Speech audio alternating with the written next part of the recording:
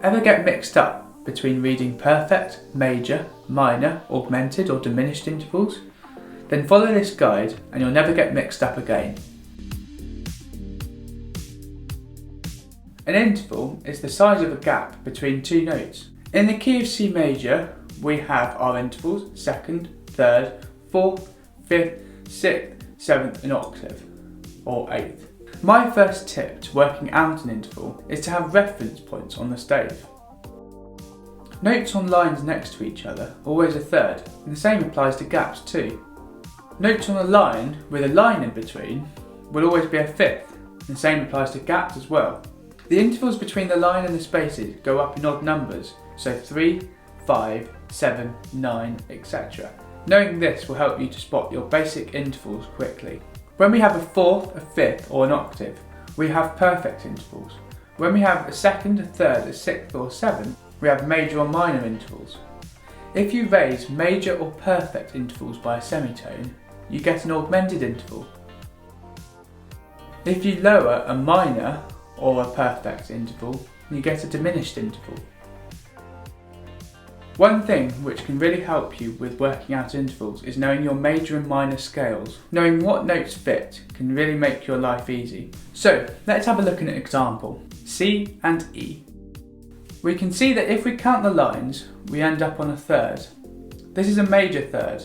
If we count our semitones from C to E, we have 4 semitones. If the interval was C and E flat, this would be a minor third, as the gap between the two notes is 3 semitones. A keyboard is a really good tool to help you with all of this.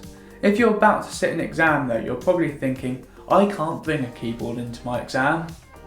You're right there, but you can draw a keyboard on the paper. Let's look at another example now, A and E. Using our reference points, this shows that the interval is a fifth. We can see from our keyboard and the score that this is a perfect fifth.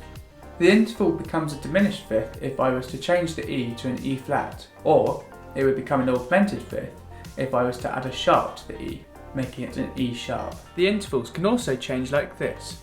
The bottom note is flattened, so we have an expansion on our interval making it augmented. The bottom note is sharpened, so we have a reduction making the interval diminished.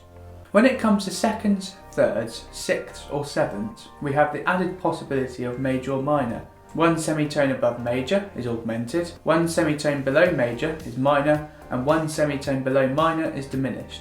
By using the major or minor scale starting on our bottom note, we can quickly work out what the interval is. When we're in a major key such as C major, the 2nd, 3rd, 6th and 7th are all major intervals. When we're in a minor key, the 3rd, the 6th and the 7th are minor intervals, but the 2nd remains major. The 2nd is only minor if it is flattened and is 1 semitone away from our first note. Here are some intervals which might look simple on paper, but they could catch you out. F and B. This isn't a perfect fourth, it's an augmented fourth. Knowing the F major scale will help you to spot this.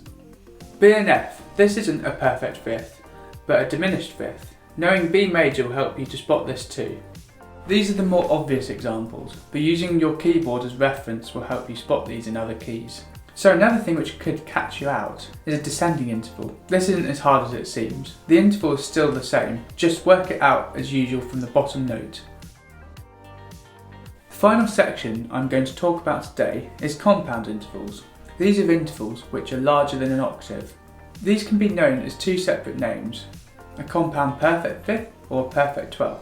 To work these out is not as hard as you think. Just put your bottom note up an octave and work out the interval from there. Then add compound to the beginning.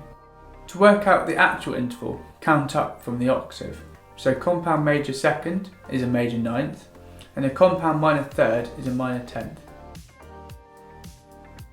So to sum up, 4th, 5th or octave intervals are perfect, augmented or diminished. 2nd, 3rd, 6th and 7th intervals are either major, minor, augmented or diminished. Use your keyboard as reference and look out for those intervals which could catch you out. If you have a descending interval, work out the interval from the bottom note.